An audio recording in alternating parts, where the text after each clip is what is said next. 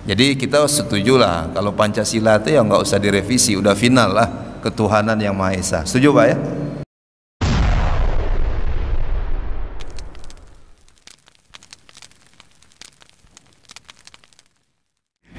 Kita menyebutnya kehidupan Rasulullah itu adalah kanvas pengorbanan gitu.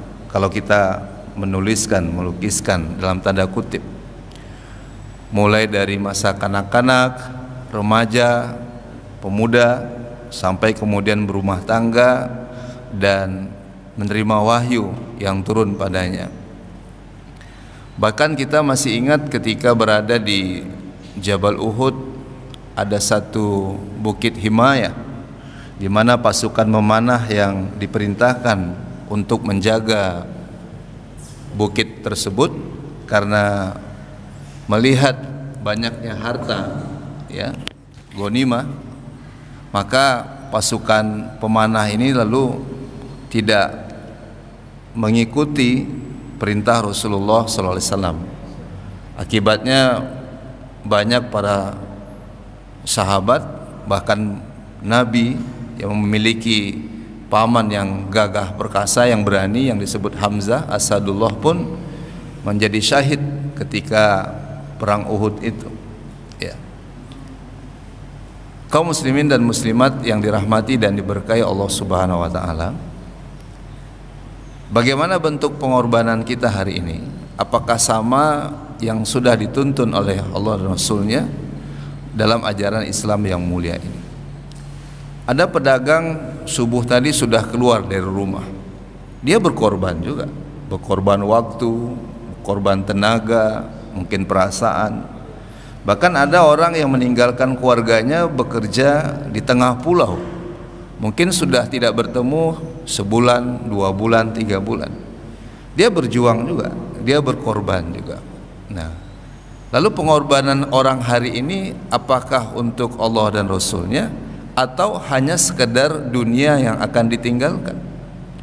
Boleh jadi hari ini kita berkorban, berjuang hanya untuk dunia yang kita tinggalkan, sebatas harta saja. Buktinya apa? Orang susah payah untuk mendapatkan harta hari ini, apalagi dalam suasana COVID-19 ini. Uang cash itu memang sangat sulit rasanya, sehingga orang semakin menahan hartanya itu, kemudian dia tidak mengeluarkannya. Dia kumpul-kumpul terus hartanya itu, dia berkorban siang malam, pagi sampai sore, mencari kehidupan sesaat ini untuk mengumpulkan harta itu. Nah, ketika dia mengumpulkan harta ini, pengorbanannya hanya sebatas dunia saja, maka boleh jadi Allah tidak ridho padanya, sehingga apa yang dia kerjakan, aktivitas yang dia lakukan itu, setelah tidak mendapatkan ridhonya Allah Subhanahu wa taala, nah ini tidak mengantarkan dia untuk bahagia pada kehidupan yang berikutnya. Apakah sahabat tidak berkorban dengan hartanya? Nah, ayat ini sering diulang-ulang, wajahadu bi amwalihim wa anfusihim fisabilillah. Sahabat itu bukan berjuang dengan hanya jiwanya, tapi dari konteks ayat ini dengan hartanya dulu. Tidak ada sahabat itu yang sulit hidupnya Pak, yang susah ekonominya. Kalau ustadz mungkin banyak yang susah, banyak yang terpapar juga gara-gara corona ini. Makanya banyak juga sekarang ustadz yang berdagang, mengamalkan bagian sunnah Rasulullah yang disebut dengan dai-planner. Nah, saya mendukung itu. Semoga ayah mendukung jaringan dai-planner. Jadi ustadz itu kegiatannya selain berdakwah ya berniaga ya. Kaum muslimin dan muslimat yang dirahmati dan diberkahi Allah Subhanahu wa taala, jadi sahabat-sahabat yang mulia dia berkorban juga dengan harta dan jiwanya. Lan tanalu birra hatta tunfiqu mimma tuhibbun. Satu ayat yang juga sering kita dengar, ini terkait dengan sesuatu yang kita cintai lalu kita keluarkan di jalan Allah. Kamu tidak akan sampai pada kebaikan yang sempurna sebelum kamu menginfakkan, mewakafkan, menyedekahkan apa yang kamu cintai. Jadi setelah pedagang mendapatkan harta, lalu dia korbankan fisabilillah di jalan Allah Subhanahu wa taala. Berbeda, ada orang berjuang juga dalam tanda kutip, ya kan? Setelah dia mendapatkannya itu hanya untuk kesenangan dunia semata saja. Misalnya saja wanita, seks bebasnya, ya zina, kemudian hiburan malamnya. Mungkin dia lebih workaholic, Pak. Artinya dia lebih pekerja keras daripada kita. Ya. Mungkin jam 4 dia sudah bangun, dia bekerja dan seterusnya. Tapi orientasinya berbeda dengan orang yang beriman. Maka orang beriman itu pengorbanannya nggak ada yang sia-sia. Orang beriman jadi pedagang, dia berkorban waktu, tenaga, nggak sia-sia. Karena boleh jadi dari hasil perniagaannya itu kemudian dia kurbankan hartanya di jalan Allah Subhanahu wa Ta'ala. Saya berharap Masjid Nurul Iman ini memang menjadi masjid berdaya, menjadi lumbung pangan masyarakat. Kita mulai dulu dari Jumat berbagi. Jadi kalau pedagang mau makan siang, tinggal ambil saja nasi bungkusnya di Masjid Nurul Iman. Karena semua orang sudah mengorbankan sebagian hartanya. Wa mimma razaqnahum yunfikun, yang Allah titipkan. Saya 10 bungkus, saya 10 bungkus, saya 20 bungkus. Oh, jadi banyak juga. Fastabiqul khairat itu. Itu orang yang berkorban. Jadi nggak sia-sia dia berniaga. Boleh jadi susah jadi orang miskin, karena Allah akan tambah terus rezekinya. Siapa yang tidak ingin terus mengalir pahalanya itu kan? Iza matal insan in qata amaluhu ila min salasin. Putus sudah amalan ini kalau sudah meninggal dunia, kecuali 3, yaitu sedekah jariyah. Dan ini Pak, amalan orang cerdas ini. Wakaf ini pasif amal. Kenapa kita sebut amalan orang cerdas? Oh iya, umur saya pendek, tapi ada pahala yang terus mengalir di saat yang lain udah putus, Pak. Sholat nggak dikerjakan lagi, ya kan? Kalau infak sekali pahalanya, kalau wakaf berkali-kali. Ada 2 orang, ya kan? Yang 2 orang ini sama-sama masuk masjid, dua-duanya sholat yang khusyuk. Satu sholat juga sekaligus membangun tempat sholat. Kira-kira menurut Bapak sama atau beda pahalanya? Berbeda. Ini logikanya sederhana saja. Ayah bangun masjid, dia sholat. Saya bangun masjid tapi numpang sholat saja. Itu berbeda pahalanya. Pengorbanannya juga berbeda. Ya. Selain pengorbanan waktu untuk sholat, lalu ada pengorbanan harta untuk membangun tempat sholat. Jadi nggak letih lelah kita untuk terus berkorban, Pak, kalau orientasi kita benar. Termasuk dalam rangka NKRI ini, nggak bisa Islam dipisahkan dari kemerdekaan ini. Karena ulama dan para syuhada dulu paham orientasinya, bukan kekuasaan, Pak. Bukan kekuasaan, tapi ridho Allah. Nggak ada itu yang sanggup mengalahkan, ya. Oh, kalau senjata nggak ada apa-apanya senjata kita. Dari Belanda agresinya, Jepang dengan agresinya, nggak ada apa-apanya senjata kita. Tapi justru senjata yang nggak ada apa-apanya tadi dalam ukuran, ya, kacamata manusia, tapi justru ada di balik itu yang senjata yang luar biasa. Apa itu? Ya kalimat thayyibah itu. Ya, asyhadu alla ilaha illallah wa asyhadu anna muhammadar rasulullah. Jadi kita setujulah kalau Pancasila itu ya nggak usah direvisi, udah final lah, ketuhanan yang Maha Esa. Setuju Pak ya?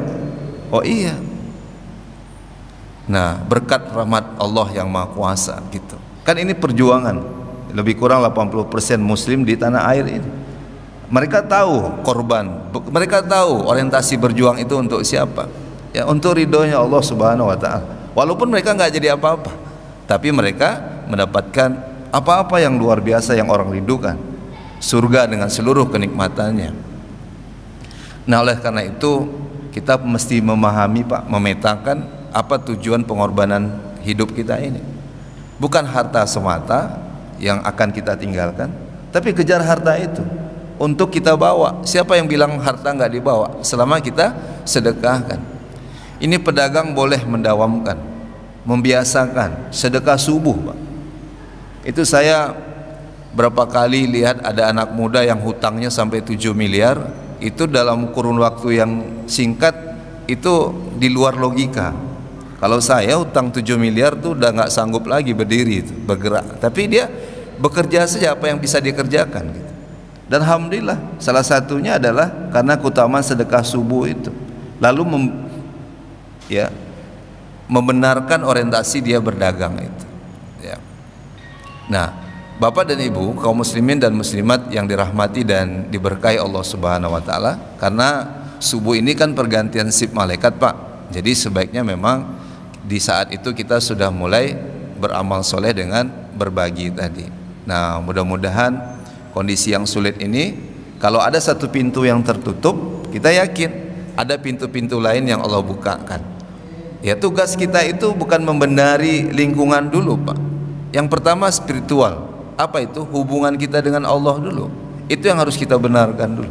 Bukankah dia yang memberikan kekayaan dan kecukupan? Wa anahu wa a'na wa aqna. Kita harus meyakini itu. Wilayah manusia hanya berikhtiar saja, berjuang saja, berkorban saja. Berdagang hujan-hujan, ngantar barang, ya, ngantuk-ngantuk sudah harus buka pintu rolling tokonya, ya Pak, larut malam harus tutup lagi. Ya, kita nikmati saja proses itu, ya. Tapi intinya adalah ya kita benarkan dulu orientasi kita untuk Allah dan Rasulnya.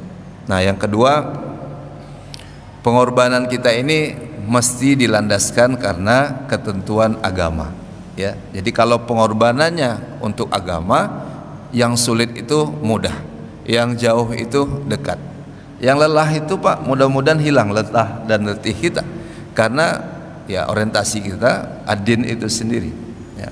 Inna dina indallahil Islam, agama yang diridhoi itu agama Islam. Dan kita yakin kemajuan bangsa ini, negara ini ketika berada di atas syariat Islam. Syariat Islam gak ada yang menakutkan, Pak. Orang-orang saja yang takut dengan syariat Islam itu. Betapa banyak orang-orang yang dapat manfaat dari syariat Islam. Ini ya buktinya. Yahudi itu sudah kehilangan asetnya. Lalu dia bilang ke utusan Utsman bin Affan, sekarang itu sumur sudah menjadi milik Utsman. Kira-kira saya masih boleh nggak dapat air itu? Jawabannya apa, Pak? Masih boleh apa nggak boleh? Masih boleh. Ah, berarti kedermawanan Utsman bin Affan, harta yang dia korbankan, ya, yang diambil dari Yahudi yang awalnya kapitalis, lalu dia korbankan hartanya berapa dinar, lalu sumur ini setelah dia miliki, lalu dia bilang untuk siapa saja yang membutuhkan air itu silahkan. Itulah Islam itu. Nah, betapa indahnya ajaran Islam ini. Jadi pengorbanan kita mesti didasarkan pada agama itu sendiri. Tanpa pengorbanan agama rasanya sia-sia, Pak, ya. Nah, mudah-mudahan setiap pengorbanan yang kita lakukan di saat sulit ini, apakah menjadi seorang pedagang, menjadi seorang guru, menjadi apa saja yang Allah ridhoi, mudah-mudahan ini tercatat pengorbanan karena Allah dan Rasulnya, kemudian atas dasar agama itu sendiri. Nah, mudah-mudahan Allah Subhanahu wa taala memberikan terus kekuatan kepada kita di masa-masa sulit ini, Pak, ya. Beritanya terus gitu, ya, rasanya sudah zona hijau, tiba-tiba merah lagi. Kemarin katanya ada berapa karyawan bank gitu ya yang positif. Nah, seakan-akan apakah PSBB berlaku lagi dan seterusnya. Kita nggak tahu sampai masa kapan ini.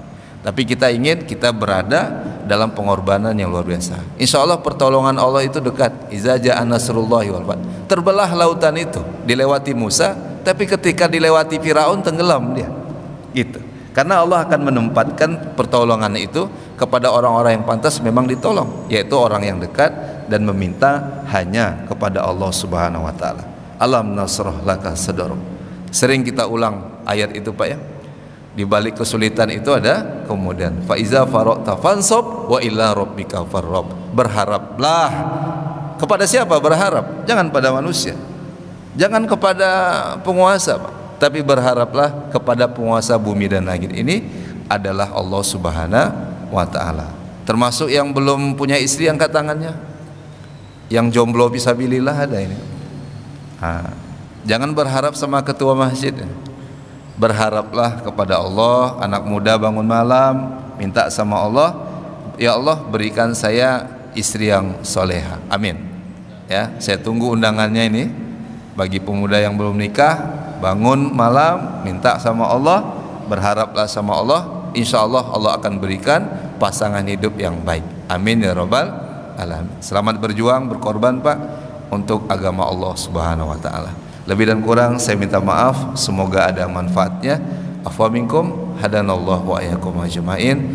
Subhanakallahumma wa bihamdika asyhadu an la ilaha illa anta astaghfiruka wa atubu ilaik. Assalamualaikum warahmatullahi wabarakatuh.